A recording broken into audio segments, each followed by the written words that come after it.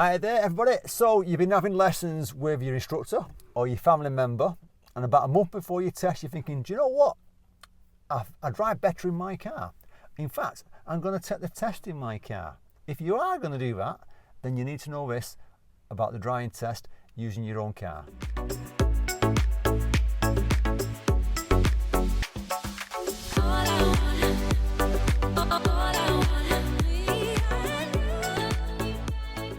So there's nothing wrong with taking your car for the driving test. That's something you need to know. But there's areas that you've got to cover. So the obvious stuff is make sure your car is taxed and insured.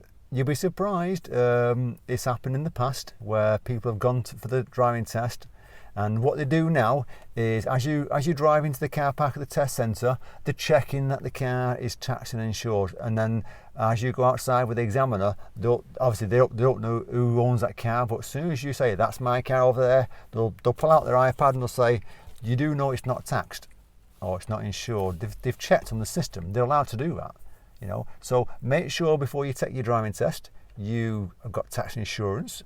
If you can, print off the insurance to prove that you've actually got the insurance at the same time, and that's covering that side of it. Oh, the other thing you want to know is that they talk about the state of the car. Now, the car's got to be clean inside. If it's filthy inside, they might not even get in the car, you know, so consider that. But before they get in the car, they're going to walk over to the car and they're going to check the tyres on the car. The tyres should be in good condition, they shouldn't be damaged, they should be the minimum 1.6 millimetres from the centre to the outside, including the outer circumference, and no cuts or bulges.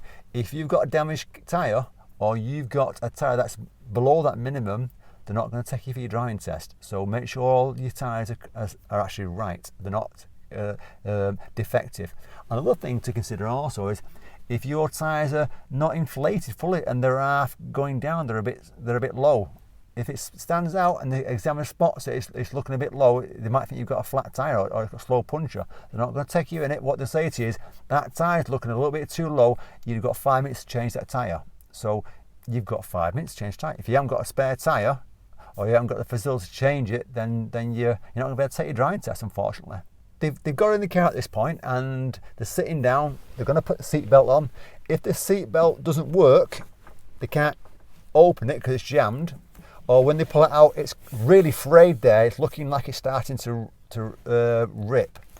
They're not going to take you if your seatbelt's not in good condition, if it's in poor condition, or if the head restraints are fitted but there's one missing on one of the sides, or the examiner side's missing.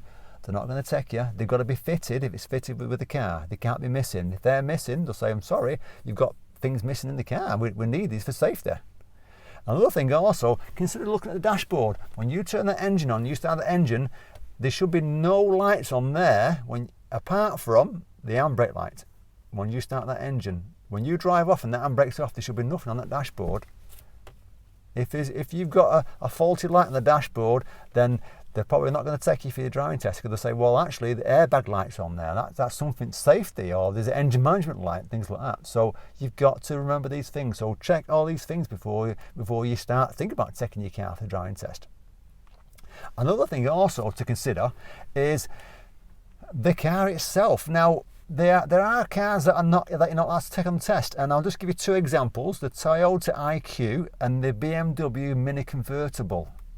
These are just two, and I'll put a link below to other cars that you're not allowed on the driving test.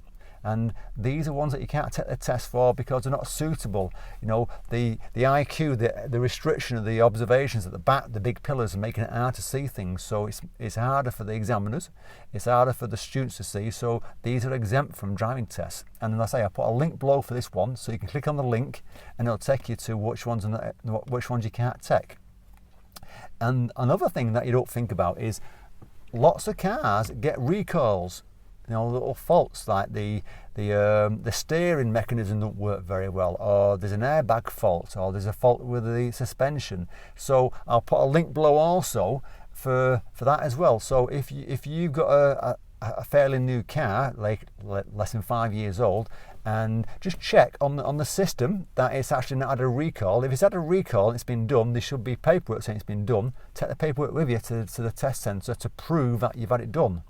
And I suppose if you've got an old car and that shows up as it's been recalled, then then check that that's been done. And if it's been done, get the printout for it, get a proof that you've done it. So that if they say to you, oh, that's the 2019 model and there's a recall on it, because they'll know all this information in advance, and show them that it's been done.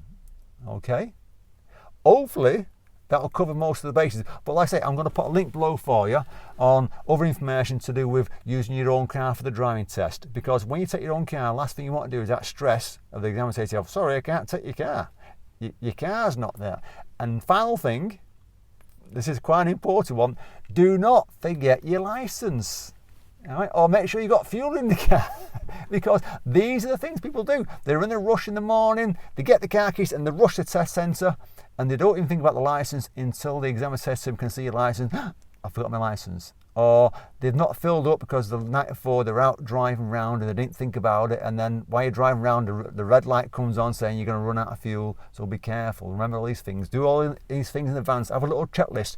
Check my fuel, make sure I've got my license, make sure I've got my tax, make sure I've got my insurance, make sure the car's not exempt, make sure there's nothing faulty on the dashboard. All these things you've got to cover. Okay, so I hope it helps you. If it does, fantastic. And remember, good luck on your driving test.